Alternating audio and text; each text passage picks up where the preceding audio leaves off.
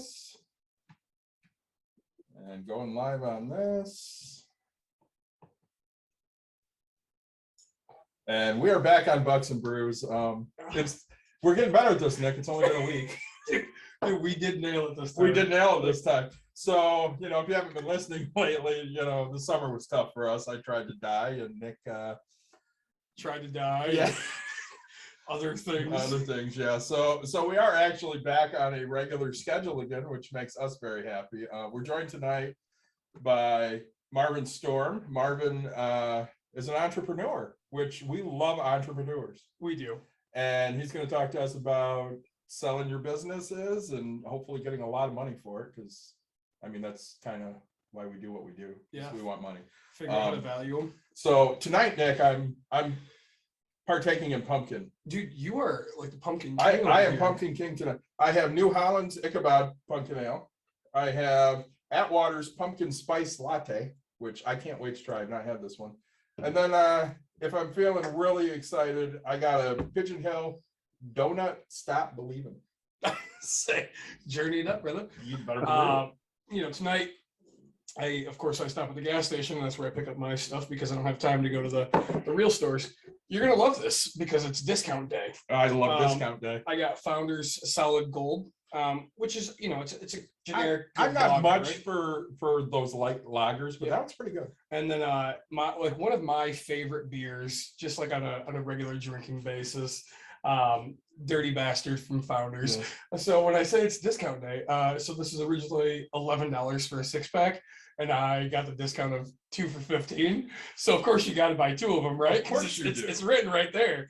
So Founders right down the road. Yeah, we wouldn't be a financial podcast if we didn't teach people to save money on their beer. We definitely would not. So we did say Marvin Storm's here. We're actually really excited being the entrepreneur. Marvin, why don't you walk us through, I guess, where you come from and a little bit more towards where you are now? Oh, great. That's really great to be here. And I love the banter at the beginning there. It is absolutely critical that you learn how to save money on beer. That is absolutely the foundational component of a good financial plan. Jeez, so I'm glad that I'm glad you're sharing those pearls of wisdom. No, I grew up in an entrepreneur family. I come from the Midwest, a little town in South Dakota.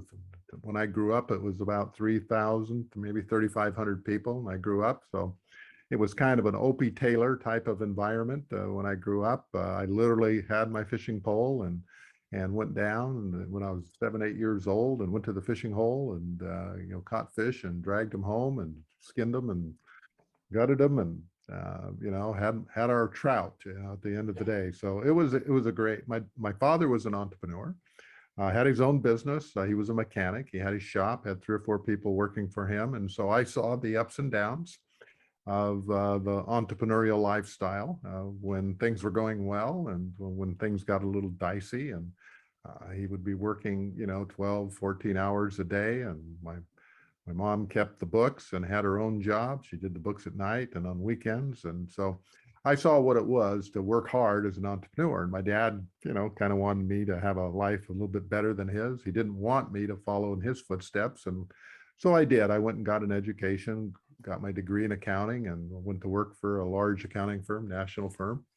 And after a couple of years there, every Tuesday night I played pickup basketball and bumped into a guy there that was kind of a similar mindset. And we got to chatting. And before we knew it, we were turning in our resignations and launching a business. And that was in the San Francisco Bay Area, and I lived in the East Bay across the bridge from San Francisco. And we got a 300 square foot office in downtown Oakland on the 13th floor, and 2 desks and a phone, and we were in business. And we had some interesting and very thin times as far as cash flow. I had starting a family at the time. And so all the entrepreneurs out there, business owners, know what you have to go through to, work hard and build the business to get a little momentum and lift under the wings. And, I had those experiences too. Had a great run for about 10 years with my partner. And as often happens, our life goals changed, and I wanted to go left. He wanted to go right. And so we met in a local park and shook hands, and we decided to wind the business down, sell it, and move on to other things. And I started a few other ventures and had success, one unsuccessful exit and a couple of good exits. And then I ended up acquiring a national firm in a turnaround situation. And that's what a few years ago, I exited from that business and thought, now's the good, what everyone dreams of is taking it easy. And so I pulled up stakes in the Bay Area and moved up to the mountains on the way to Lake Tahoe and the Sierra foothills. And that's where I am now. And thought that would be great, just take it easy. And Yeah. I guess that's the dream, but in reality, once you've had the pedal to the metal for years and decades, and when you're in the slow lane or coasting and maybe even parked on the side of the road, it gets boring fairly quickly. And so I just got to thinking a little bit about all the decades of experience I had and my last exit or two, and thought, if I'd have just been a little bit more dialed in on what I should be doing, because you don't get, entrepreneurs that have a business to become really good at what they do, and because they do it every day. But when it comes time to sell or exit your business and head for the door, and you only do that maybe 2-3 times in your whole life, if that many. And so you don't get really good at it. And so I thought, I'm sure there's a lot of other people out there that were like me that needed a little bit more insight. And so I started a podcast called Business Exit Stories, where I interview the deal makers, M&A advisors, business brokers, CPAs, attorneys, that are involved in the deal flow, and they share their war stories, the good, bad, and some really ugly transactional stories that they've been involved in, and some of the takeaways from the good and the bad, and why the great exits turned out the way they did, and some that didn't go so well. What were the reasons behind those? And so it's been a fascinating ride for me the last few years, and I've just really enjoyed helping, those entrepreneurs that spend sometimes a decade, maybe 2, maybe a lifetime building up their business, and then dropping the baton on the last lap. That's what's really sad. Yeah. So a couple things real quick. You said you come from a town of like 3,500, and your father had 4 or 5 employees. Like that's a lot of a lot of cars as a mechanic for 3,500 people. I mean, he had several people working for him, and I would go out to the shop and in the summer when I was a kid, and I'd wash parts and sweep the floor and sure. and help. Try not to get too much in the way, to help out a little bit, and Sure. and I just saw what it took and how hard he worked, and so I had no illusions that Sure. the So entrepreneurial life can be challenging. the business that you were in South Dakota, and I guess what brought you to California? I mean, you were playing basketball in South Dakota, and then you and your partner said, "Hey, our best base is California," or No, I graduated and got my first job in Chicago with a national firm downtown Chicago, and in school I met a young lady and became my wife, and she was a Californian. And after some time in Chicago in the cold, windy winters, she said we had an opportunity to buy a home and some property in California. So she said, you can stay here, but I'm headed to California. So we packed our covered U-Haul and moved west. And that's how we ended up in California in the Bay Area. And we were there for the good part of my career, okay, 30 plus years. So, and what business, I guess, did you open up? You open up a CPA or? No, I was actually an equipment leasing company. Okay. And during some of the tax work I did in the accounting world involved, tax planning, and equipment leasing at the time had some attractive tax benefits if you could structure the leases properly and syndicate those leases. And so we opened up shop and, doing that type of thing. But the world changes, tax laws change. And it became very challenging after a while because of how the tax laws modified our business, and we were forced to change how we did things. It just became too hard to make a living doing that. So we, pivoted and moved on. So Sure. it's just like entrepreneurs do. They're agile, when one door closes, you go to the next one, Sure. And so then you opened a couple more businesses after that? What same types of businesses, or what do we? No, I had done some equipment leasing for some franchise-based businesses, and I got kind of intrigued with the franchise model. And so I opened up bought into a franchise that was in the logistics and packaging and shipping environment, and ended up having 7 or 8 locations in the Bay Area, and then became a regional franchisee for that company, and opened up about 40 of those locations and throughout Northern California. And after that, I acquired another group of franchises, and then another company franchises. And I had actually 4 different franchise concepts, and built up a kind of a regional franchise management company. And opportunity came along. An opportunity came along to buy a franchise company that was nationally based, and so I took that project on, and I spent a number of years doing that. And that was the company that I exited a few years ago. Okay. I will say, I would never move to California, mostly because I don't want to be closer to my father. But if I did, it would be the Bay Area. Is that San Diego? No, because that's where the only place I'd go. San Francisco, Oakland. As long as it's San like, Diego sounds I good hear it's too. like 70 something degrees Year all round. year round. Like you get like a day of rain maybe. I will agree with your wife. And I can The sleep that winters day. up here are horrible. Yeah. Say we're in Michigan. I mean, it's not as bad as South Dakota. At least we have things to do here in Michigan. So my wife and I Well, visited. I come from the part of South Dakota where there actually are things to do in the Black Hills area, and that's where That's where you went. That's where I went. that's where Sturgis is, and the Yeah. 700,000 people that show up every year, or 700,000 that show up every year with their Sure. motorcycles. So once a year, but like I need interaction like every 2 seconds. I mean, I don't. You and I are big city guys. I kind of am. Like, Yeah. I mean, I wish I could tell you I'd like to We're go big guys and hunt- we're big city guys. hunt and fish, but I mean, honestly, the only way I love to fish is just it's an excuse to have beer in my, That's why you fish, in isn't my, it? right. Like it's the only reason. Like I don't even need bait. I don't bring bait when I fish.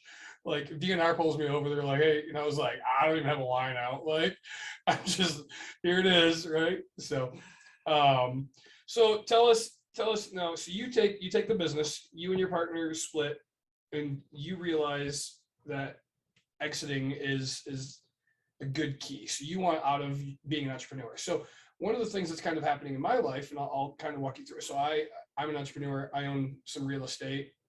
I started a graphics company like everybody else in the world, right? Make t-shirts. I'm a magician, so I can make things disappear. I did that kind of business. You've done a lot of things. I've done a lot of businesses, right? So,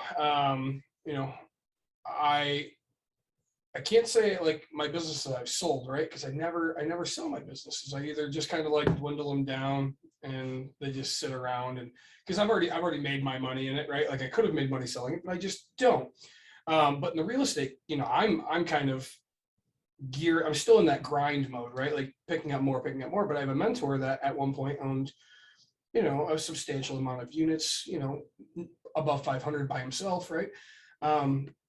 And actually we just sat to lunch today, and he has 5 buildings left to get rid of, and he's one of his big concerns is, what am I going to do when I'm done, right? Like I'm just going to retire, and like he's so used to that daily grind. When you have that lifestyle of you're doing something every day, I guess walk us through kind of what it looks like to start slowing down, and what things we should look at when we're looking to sell a business, and why we should look to sell a business.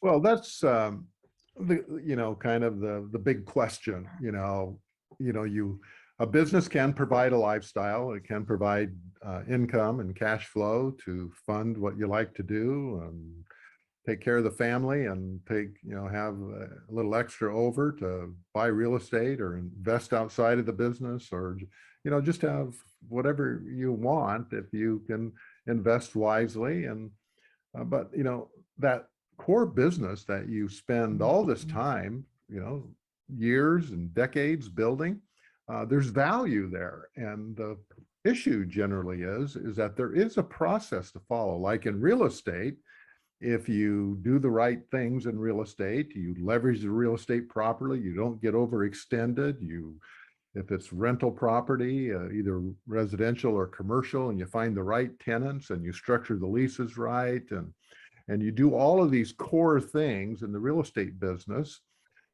over time, you build equity and you can sell that property. But if you don't do the right things, and a lot of real estate, professionals and investors will tell you, it can be a hard business, and you can end up at the end of the day with very little because of the mistakes that you made along the way.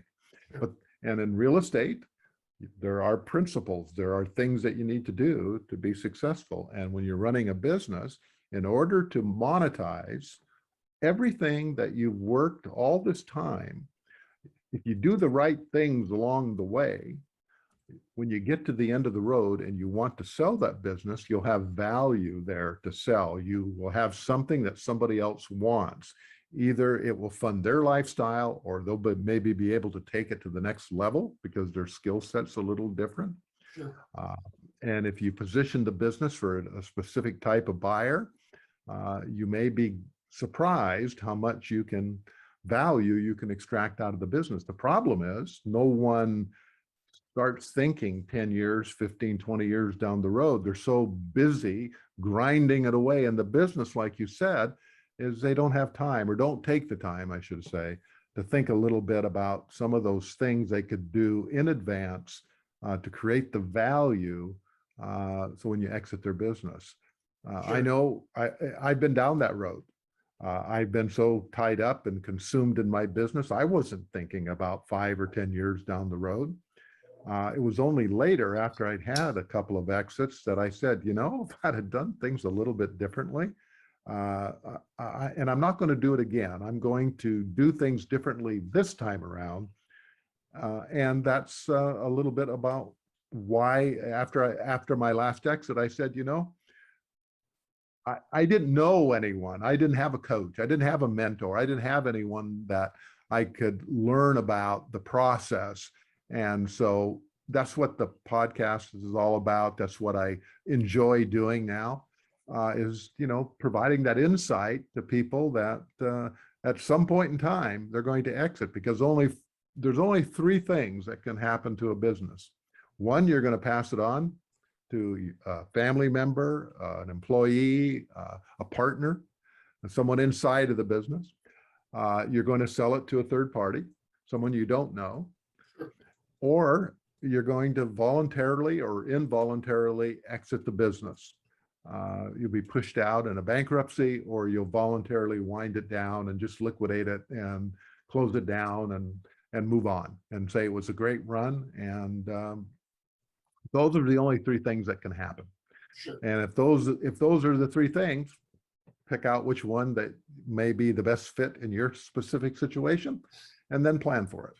And there is a methodology in the planning. Okay. Being that my wife owns a business, she's been asked several times what it would take to buy her out. Yeah. Her number is way lower than mine. It's because you see so much different potential, right? Like I you do. said, growth aspects. Yeah. I mean, when I look at the business we have here, I know that, within 5 years, we'll be turning out 700,000-800,000 a year at least. Sure. Whereas she's going, if somebody paid me 5 right now, I'm out. So, And to me, that's just short-sighted. So I guess the question, Marvin, is when do you know it's a good time just to say, all right, I got what I need from this, let's go do the next thing? Well, that's a question that is really defined by what you want to do. if, like you said, in describing your situation there with your wife and the business that she's running 5 years down the road, or 7, or whatever that, time window is, you put a stake in the sand and you say, it can either be metrics driven by the sales volume or the profitability, or it could be lifestyle driven. I'm going to get to be 40 or 50 or 65 or whenever that number is, and that's the stake in the sand. You plan for that. And then there are certain things, like if you're talking about your wife and the type of business that she has, you start looking at what type of buyer would be interested in my business. Is it a buyer that's going to step in and be there every day and work in the business? Or is it going to be a buyer that wants to manage the business? And if it's the buyer that wants to manage the business, you do different things in positioning that business for sale than you would if you're looking to sell it to someone that's going to operate the business. If you have a highly technical business that requires a lot of skill, like a machinist or something like that, that takes years and sometimes a decade or two to learn the refining of those skills, then you're looking for someone with that skill set that can work in the business. If it's a business that can be managed and you can hire the machinist and your business will support, hiring of additional people, then you're looking for a different type of buyer, and you have to do different types of things to attract that type of buyer. If you don't, the buyers aren't going to be interested, or if they are interested, they won't pay you what it's worth because you haven't done the right things. It's like, I'll use a very simple example of a car. If you maintain the car and you keep your service records and repair records, and you maintain it and it looks good, and it's going to be worth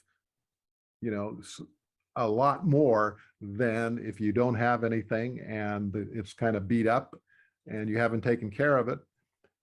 It's going to be worth a different amount of money. Now, that's a very simple example, but a business is no different. If the business has good financial records and has a good reputation and all those things that are important to a buyer, then it's going to be worth more than if you didn't pay attention to those things and you just didn't worry too much about financial statements or reconciling the bank statements or taking care of making sure your taxes are filed and you got delinquent taxes and all those things. It's not going to be very attractive to a buyer. And if it is, he won't pay a lot for it. Well, I guess the same can be said for, what you do with a house. Yeah, I mean, So Absolutely. well, That's because, probably that's duplex- probably a better example. Yeah, like a duplex. So like a single families can go to, a potential, it could go to the tenant who wants to live there forever type thing, where a duplex, hey, look, the other side's being rented, my exits are, and I think about my exits because, I theoretically want to be retired. I don't know how to describe it, right? Like, all I know is you're the working retired, right? Like, all I know is I just got told you just sit around and drink now. Just go do something. I say I hit financial independence way too young for my wife's liking. Say for my liking, I was ecstatic. But well, I think too, and Marvin, correct me if I'm wrong, when you're doing something daily and you're working really hard at it and you decide, okay, I'm going to switch gears here and kind of do nothing, you get bored really fast. So you got to do That's something. exactly what happened to me. That's exactly what happened to me. I made it 2 weeks playing video games and then I was done, dude. Yeah, you were nuts. I mean, you can only play so many rounds of golf. I played today. Don't tell anybody. I haven't played since I played with you last year. Oh, I did. So my front nine. Marvin, do you golf? I golf at it. Yeah, I have grandkids that I take golfing, and they're very quickly going to be able to beat me. So we love to golf. I'm not very good. I went like par, bogey. I'm a bogey golfer, right? Like I'm horrible. I'm like a triple bogey. Yeah, golfer. and I'm +2 through 4. And you're then excited. I stopped to go to the restroom, and then I hit an 11, a 10, and I was like, I go like 8. I was like, this. Well, we would have a good time ridiculous. golfing together. Like I didn't That's even, my kind I of didn't- golfing. I drank 1 beer and that was before I even started. Like I'm just like, this is no fun now. If done. you would have had a couple more, you would have golfed I really would have well. golfed like a king. But If I have 2 beers, I golf great Yeah. because I don't care. well, and that's the thing. I was sitting there and I was like, I don't care. And like people were like, oh man, this doesn't bother you. And I was like, I could be working or doing Yeah. like you know what other people are doing right now while I'm here doing this. I was working. Right. Like I don't compare myself to others, but I sit here and just go, shit, my life could be way worse right You don't now. compare yourself Like, to others, but you compare yourself to others. right. Like I'm like, oh man. So you know, when now you own some logistics companies then. So I used to be in logistics. I was, let's call it a lumper, right? They got paid. So but I have a few friends that own a few logistics companies. So you know, they manage the trucks, they do all that aspect of things, and they have their people. So now is that where you were in for quite a while then? Yeah, we had a specialty that kind of differentiated what we did, is that we moved valuable, large, fragile items around the country that were one-off type of items, not truckloads of commodity-oriented products. Sure. Which is, it was sort of LTL shipping where you had less than a truckload, and you may have my most unique type of shipment that I handled was, nearly $10 million of art out of an estate. There's art worth 10 million bucks. Dude, art Well, there is were 30, very there were valuable. 32 pieces worth that much. And I think the most valuable piece was like $2.5–3 million.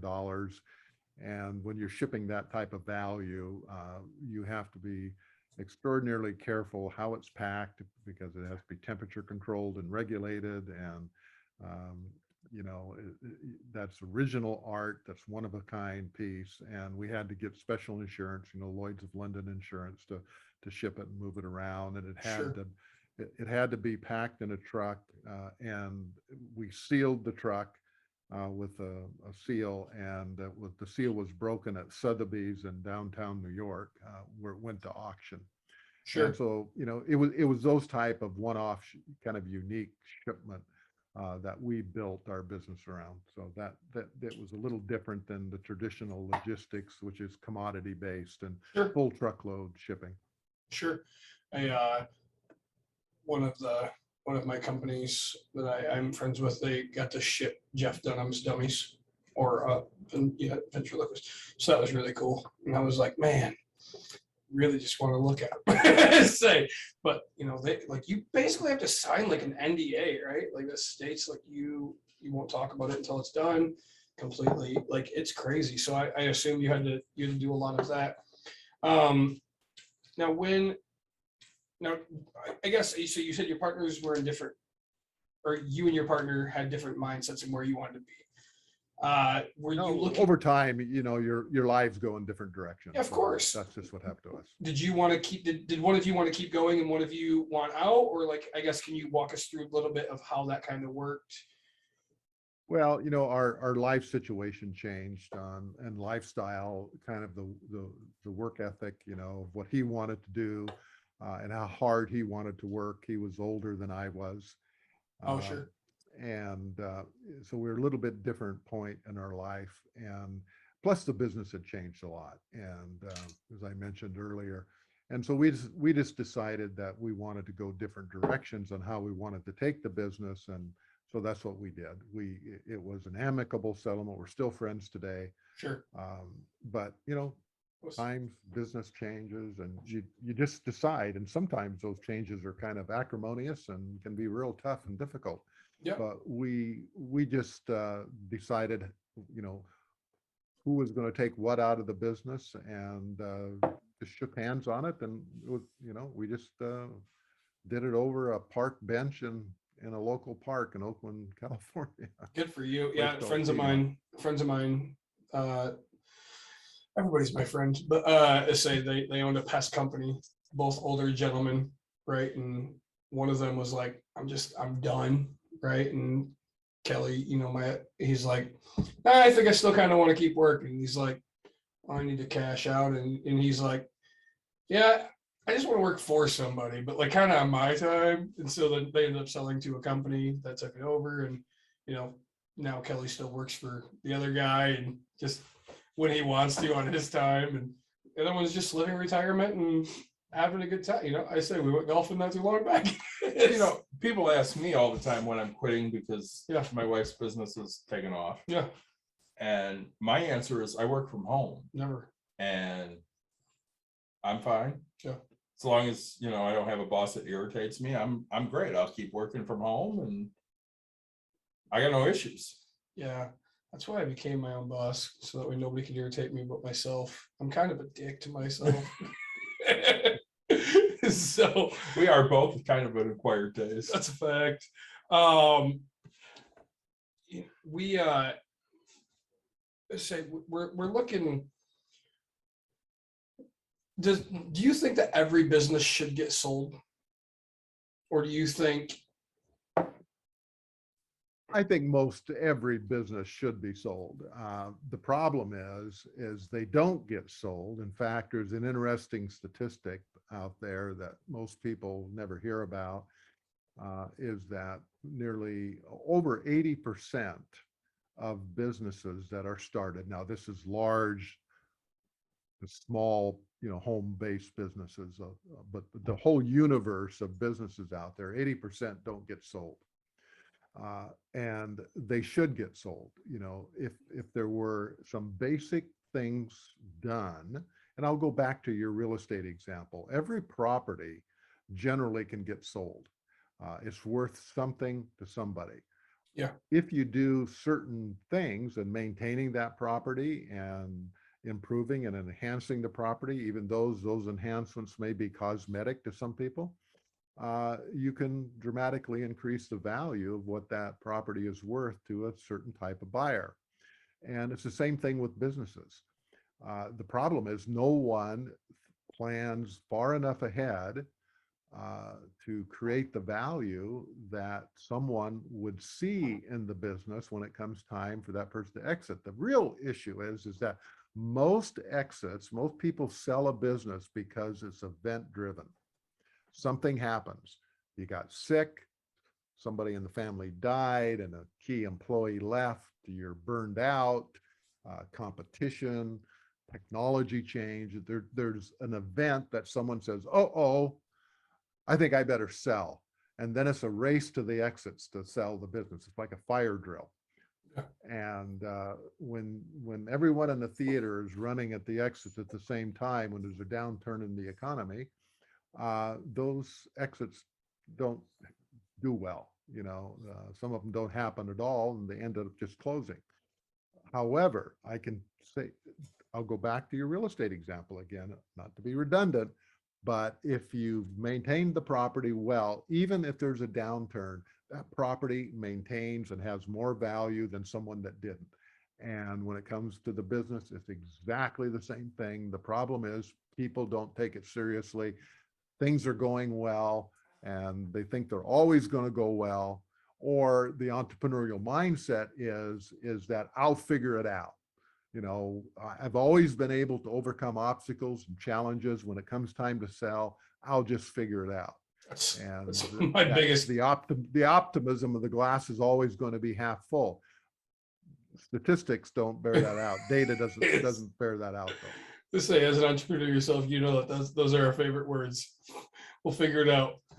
Say that's just it. Like, well, the issue is in your day-to-day business, you have time to figure it out, and you generally do, and that's what makes entrepreneurs successful, because they do figure it out. But when it comes to exits, the time window that you have a lot of times isn't enough time to figure it out, and things can go south very quickly, and bad things happen when you aren't prepared. Now, so this brings me to a great point. How do you know when it's time? So, like, for example, my wife's business has been open just over 2 years, and I decided in June to try and die. So she was in the hospital with me basically every day for 2 weeks and had to trust other people to run the business. So, you know, let's pretend for a minute this was a 10-year-old business at that point. Uh-huh. How do you know it's time to get out before you run into an issue like that? Well, that's exactly what I was talking about, is that an exit can be event driven. Your wife got sick, and if she couldn't, or you got sick and your wife was, away from the business, if you hadn't gotten better and your wife had to not be able to return to the business, that's an event driven business. Now, if she had done nothing to prepare the business, hadn't kept up on her accounting and their taxes and all the things that you do to run and manage a business optimally, if you're prepared for that. In fact, I'm writing a book that's called Pack Your Parachute. And that's based on the metaphor that a pilot doesn't pack his parachute when the engines are on fire. He has the parachute packed and he grabs it and jumps. Now, he may be flying his plane up for a skydiving, and that's voluntarily. And so he knows that when he jumps from the plane, the parachute's gonna open and he's gonna have a nice, enjoyable ride to the ground. But if the engines are on fire and he jumps involuntarily, he's ready to jump. And so the question you ask is, when is you ready? Well, you may not know when you're going to be ready. So the point is that you have to operate your business like you're going to sell it next year. And if you always have your business positioned like that, and something triggers the necessity to exit, then you grab your parachute and you're ready to go. You don't try to pack it when you're in a hospital sick, or you're managing an illness or something like that, and you just can't focus on it. Things don't turn out as well as you would hope in those type of situations. So my next question, I guess, would be, what do you feel about people who grow businesses just to sell them? I think they're smart. Really? I say that's no, I say that's great, because like I watch like Gary Vaynerchuk. Do you know who he is by chance? Oh, absolutely, yeah. Right. So like he talks about that, and he's like, if you grow your business to sell, you're not going to grow it to its potential because you're so focused on just getting that amount of money to sell it. Well, I'll take the other side of that coin and say that I understand that. Sure. However, your business, if you grow a business to sell it and you bring it to, let's say on a scale of 1 to 10, 10 would be as big as you ever thought you could grow it. Now, just pick a number, $10 million. Sure. That's your goal, to get to $10 million. If you grow the business to $10 million and there's really no more growth available in the market you're in or the type of product you're selling, you've grown it to $10 million and that's it. Well, that's not going to be worth a lot to a buyer, because he looks at it and says, well, there's really no more business there to get. You've gotten 80 or 90% of the business. But if you grow it to 50% and there's 50% more to go, well, a strategic buyer will look at that business and say, well, I want to buy that business because I can take it and grow it even more. And then what you exit at that point in time and you start your next thing and you grow that business and you grow it to a point where there is a lot of opportunity for a buyer coming in. And if you do it right and you can target the type of buyer or who should be buying your business, they will pay up a lot more of a multiple on revenue or profitability than you might imagine, because a buyer looks at the business and says, okay, it's a buy or build type of decision for a buyer. They look at your business and say, well, we could do the same thing. If we're going to pay $2 million for this business, so we have a decision to make. Should we invest the $2 million and do it ourselves? Well, that's going to take 3 or 4 years for us to do that. Sure. Well, the market will change. Well, it's better just to write the $2 million check, or maybe $2.5 million check, to buy that business, because you don't have the luxury of time, because your competitors are moving faster than you are, and you need that business to keep a competitive edge against your competitors. So you will pay up and pay more than the business is actually worth from a financial point of view. because it's important to that buyer. So that comes right back to my point a little bit earlier. You just sort of have to know who your buyer is going to be and be prepared for that buyer. So when they come and take a look at the business, everything that they want to see is already there. You've anticipated. Just like, I'll go back to the real estate example. You know, if an investor, a real estate investor is going to look at your business, he's going to want to see your cash flow statements. He's going to want to see your maintenance records. He's going to want to see your tenant and the type of tenants that you have and your leases.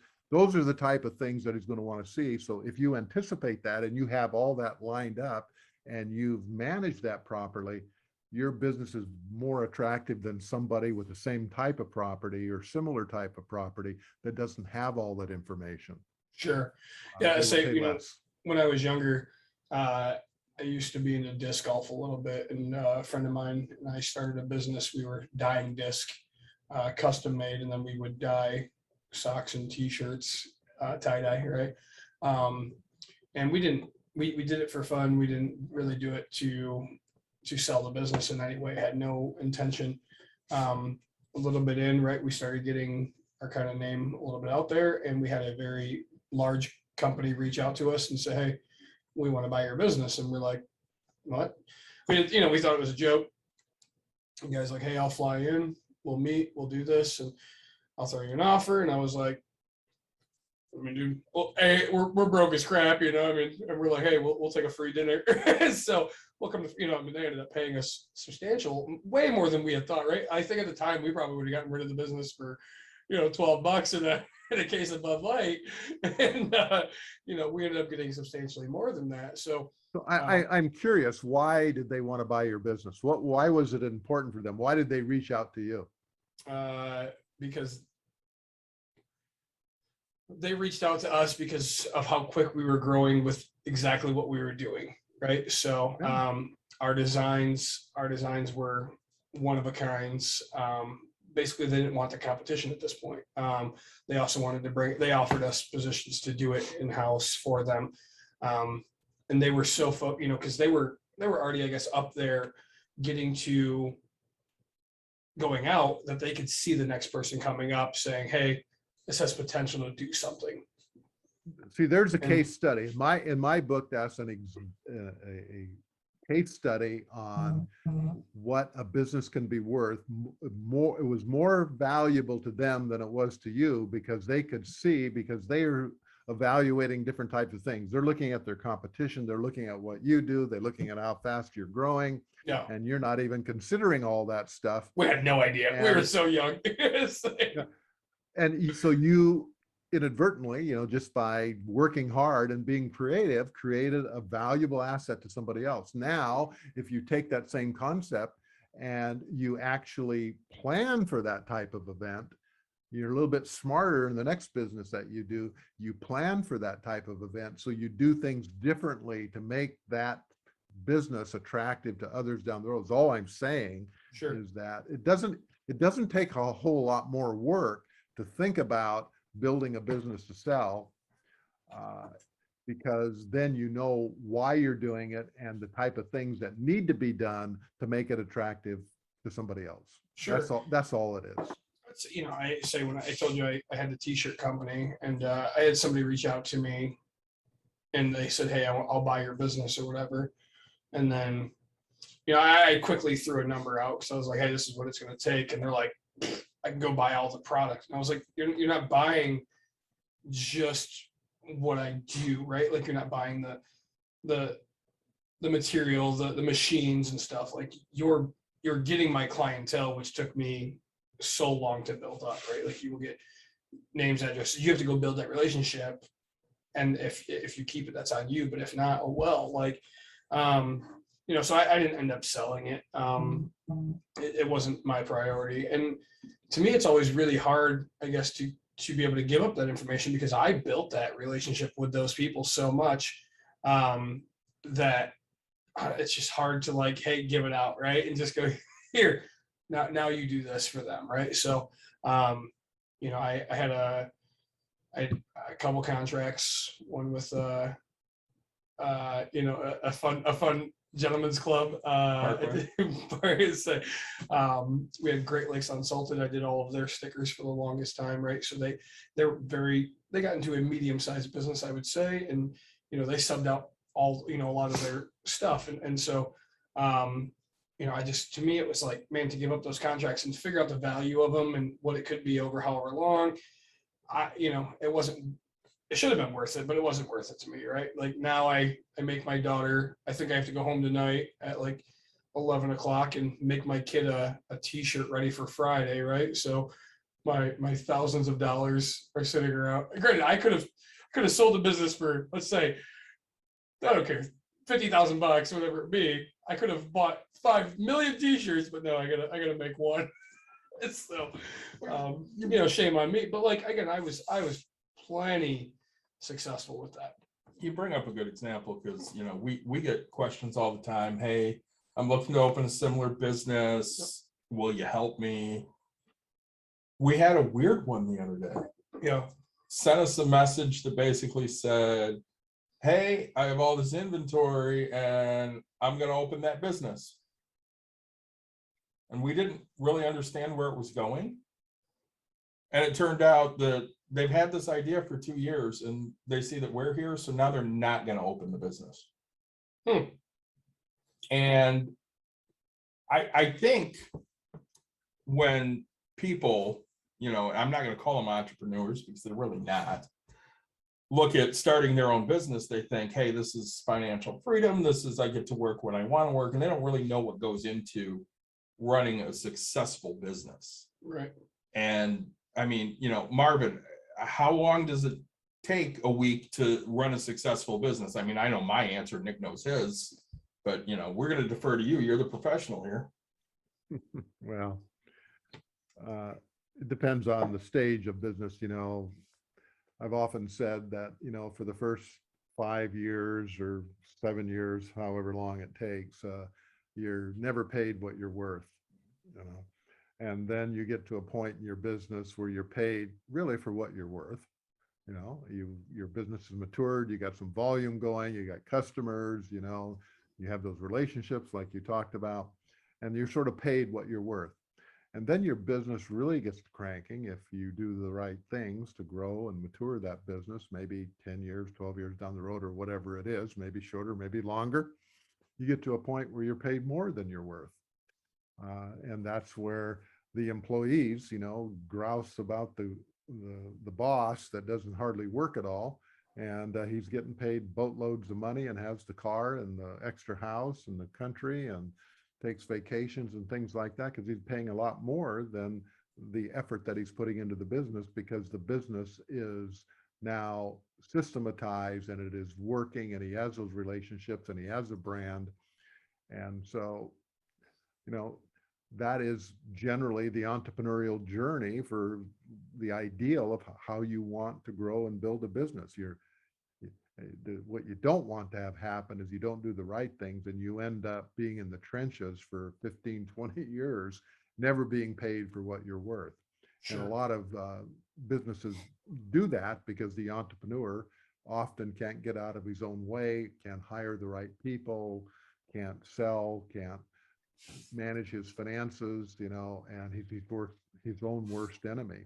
And so it really depends on the circumstances and situation. But the ideal situation is to get to that point where the business has taken on a life of its own and the business can go on without the entrepreneur because the right things have happened in the business that he doesn't have to be there every day. Sure. And that's one of the biggest fights my wife and I have. I can't say one of the big, I always say that. We just fight all the time. No, I'm just kidding. But not really. Say, you know, Kmart and Walmart, right? So like my wife and your wife both hate Jeff Bezos just because he's this rich, pompous, whatever, that shot a rocket up in space. And I'm like, it's his money. I don't really care. We talked about that, but like, you look at Kmart and Walmart, right? Both opened their first store in the first year, right? Kmart got huge, right? They grew so many. And now like the last remaining Kmart is closing by the end of this year. Yeah. Michigan company, last one's closing. Right. And so this was and then Walmart, right? Like because of their business structure, the way they did it, like they're now just huge. And my wife's angry because these people get to live off of, and I was like, you could be the biggest, baddest, whatever. Like you still have that potential to fail and fall. Like, why are you mad because people are out there being successful? Like that's just shame on you for that. And yeah, granted, apparently don't ever tell your wife shame on you. But I will tell you is like, I understand that no matter what I do every single day, I could be doing this podcast, I could say the wrong thing. My tenants could hear it, something else could happen. Like everybody just says, hey, let's just F Nick, right? Like boom, and I would just be done, right? Like you can't sit here and do that type of a thing because you know, even the big dogs fall at times, right? I mean, you hear about, I mean, Wall Street, right? How many times do places go for, foreclosed or bankrupt or, It's just coaching. I got fired. right? Like you're And I'm so- the best coach of the back twice. say, you actually had kids show up. I did. Right? But so it's just that is a huge fight. So like when you say that to me, it's just it's so true where you have to keep focus on it. I mean, understand where your business is going. So Yeah, it's all about execution. yeah, Some people can execute, your Walmart example and Kmart, that type of situation.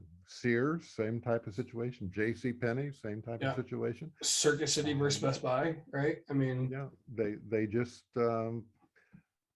didn't execute well, hired the wrong people, didn't have the right strategy. It's all about the ability to change with the times and keep up on it. And some companies are very good at it. yeah, I'm horrible. I mean, we wouldn't be able to do this without David because I can't do technology. I mean, You can't do technology. You can't figure out a time. yeah, I got nothing. Like, dude, You just show up when I ask you right. to. Like, hey, you got, all right, yeah, I got you. Don't worry. If not, I'll do it from home. Like, let me see how this works out. And half time we're focused on other things. No. I think I guess I need to figure out with you when you're going to sell, how do you get the maximum amount of money? And I think you touched on it a little bit with like, hey, make sure you keep your records and have your financials and do all that. But like, what's the best way to go about selling? If somebody's in it, what's the best way to go about selling a business? Well, I think the best thing someone that has a business is to go through the exercise of asking, the question, would I buy my business today in the condition that it's in? Knowing what I know, would I pay what I would want for the business if I were the buyer? Yeah. And I've asked that question a lot of times, and I've often see people kind of look down at their shoes or on the desk and say, I wouldn't pay the amount of money that I want to sell the business. And so there's a big disconnect between what they would want to sell the business for and what they would want to buy that business for, because they know the internal workings of that business. Sure. And there's that big delta between. So you just got to close that gap between having the right type of things happen within the business to create the value that you would actually pay for what that business would be sold for and what you want to sell the business for. Yeah. You can say to yourself, yeah, I'm going to sell the business for 500,000 or $1 million, whatever the number is. And I would pay that amount of money for the business because I know the business will earn that money. I could borrow the money. I could make the loan payments. I could hire the right people, and I could grow the business because the market there is to grow the business. Once you can answer that question honestly, then you're on the right track. And then you just, if there are certain gaps there, then you just focus on those gaps. And there are some other things that we don't have time to talk about here that buyers really want to see in a business that sellers don't have a clue. they don't even think about those type of things because they're not aware of them. They've never gone through an exit or never sold a business for, so they don't know the type of questions that a buyer is going to be asking. And so when they actually do ask those questions, they have a blank stare and they say, oh, well, I'll have to get back to you on that. You know, Sure. and then they go try to figure out, well, what can I do to answer those questions? And sometimes you can, and sometimes you just have to say, well, I don't have that. Or one thing is customer concentration. For example, you mentioned that you had the business you had doing your t-shirts and things, that you had key customers. Well, if your key customer is Walmart and he has 90% of all the orders that the revenue that you generate comes from that one customer, and you have a few other small customers, you will never be able to, it'll be very difficult, if almost impossible, to sell that business, because if Walmart has a change in attitude and goes a different direction, you're out of business, and buyers don't want to take that risk. And so you may think that you're making a boatload of money, but your business is, and you may be making a boatload of money, but your business isn't saleable because you have only one customer or very few customers. So, you mentioned that you got out of one poorly. Can you describe that? Yeah, early in my career, I opened up a retail location. I had 3 of them at the time. And I had acquired this new location. It was a brand new strip center and kind of the end cap on the strip center. And I opened up a location there. And I thought that this was going to be a home run. I just thought because I'd had 2 other successful locations, and I got to believing my own press clippings that I was smarter than I really was. And I ran that location in 9 months. I was losing my shirt. I was sucking all the money out of the other 2 locations to keep this one open. And I ended up closing that location and walking away from it. And because I did all the wrong things. I made decisions based on emotion and not on facts. When I look back on the decision to expand into that location, it was all emotionally driven. It was the marquee, the brand new center. It was in a new part of town. There was a lot of traffic. The location would serve as a billboard. All those things were more ego driven than they were actually data driven of the type of customers that would come in and the type of traffic that was there. It was all commute traffic. No one was slowing down. They were going 50 miles an hour in front of the location. They weren't slowing down to stop and shop. And so lesson learned, a painful lesson learned, cost me a lot of money. Sure. And just about sucked me under. And because of that, when I exited the business, because it was after that I decided to exit, I had very little profitability and had a very bad exit. So, but lesson learned. Yes. And those are sometimes the best Lick lessons. my wounds and move on to the next thing. Yeah, I say at least it didn't, financially. I mean, it hit you a little bit, but you learned, and then you become successful. So we're getting close. I swore I'd never go through that again. So we're getting close to wrapping up, but we kind of want to know, Marvin, what was your most successful close?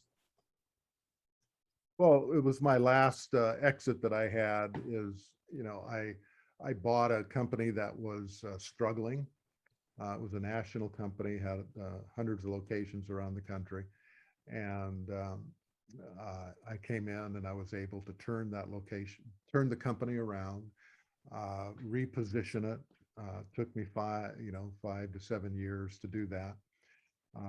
But I positioned it and was able to, exit successfully and profitably. I was able to take something that was losing money and turn it around to where I was making money. And it became an acquisition to a strategic buyer that was in the same industry.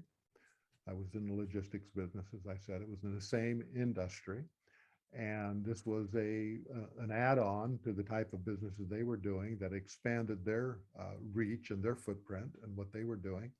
And it was attractive to them. And I was able to, to exit, profitably and walk away from it successfully. And I wouldn't have been able to do that if I hadn't gone through the learning curve, um, you know, and had my belly flops along the way, because those painful experiences you have do, it's the school of hard knocks.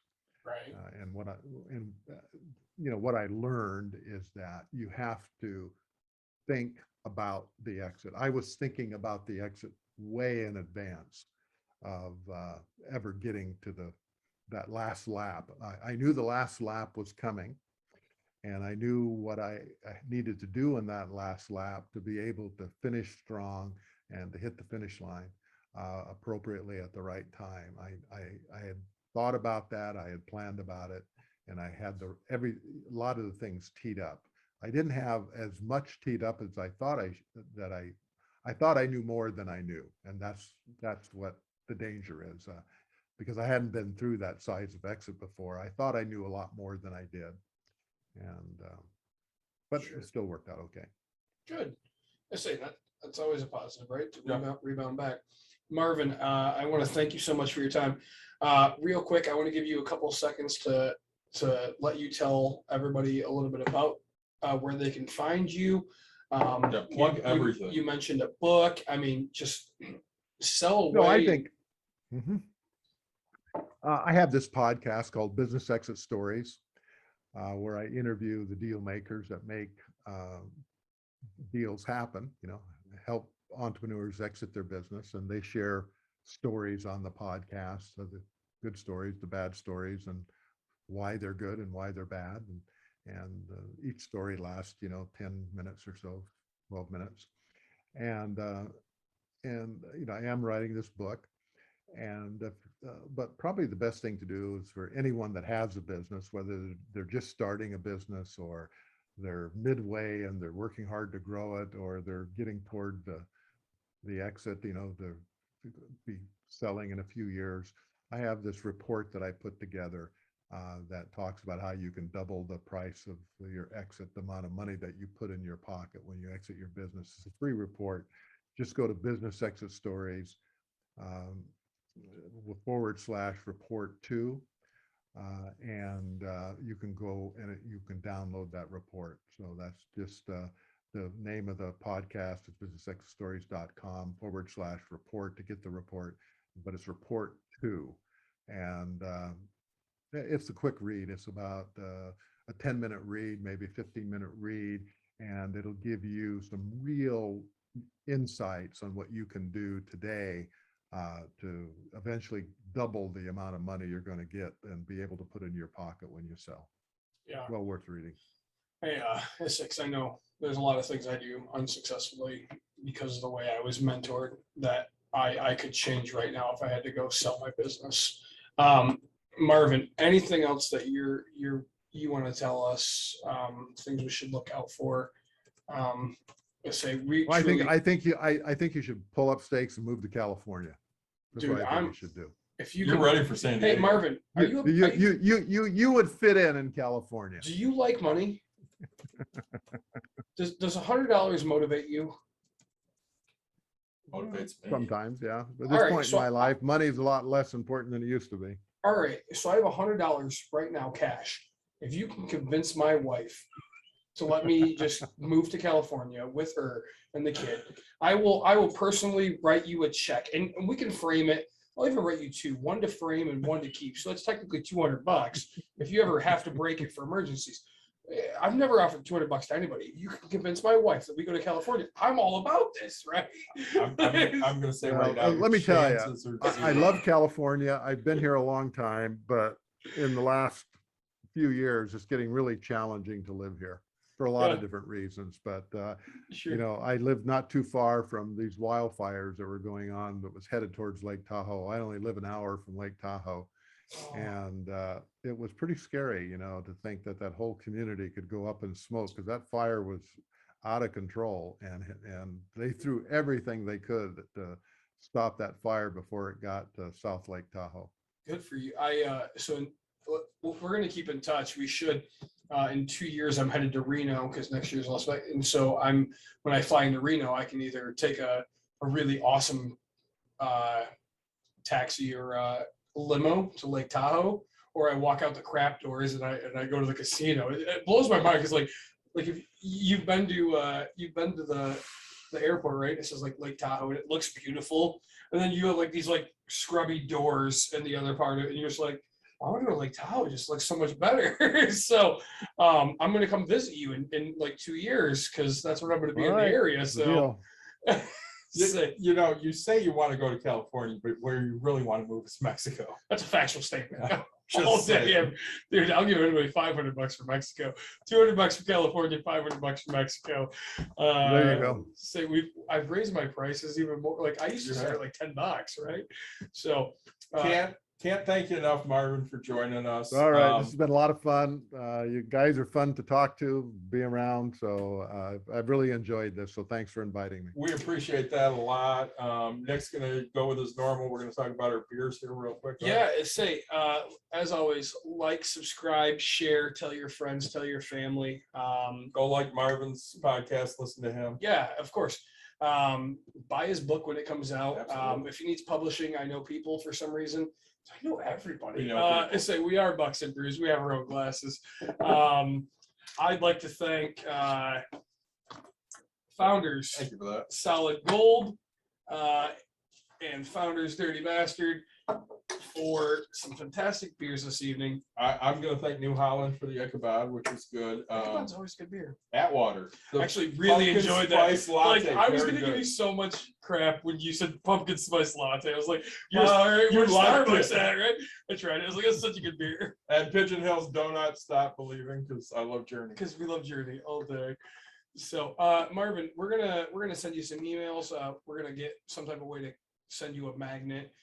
Yep. We're still a small company, but we like to support people Every who company starts small. we support our people who like to support us and be Yeah. on the podcast. So I'll make sure that you get a magnet or a sticker or something. We'll reach out to That's cool. you via email. Thank you again so Thank you much. so Have much. a great night. Hey, this has been fun. Appreciate Good. it.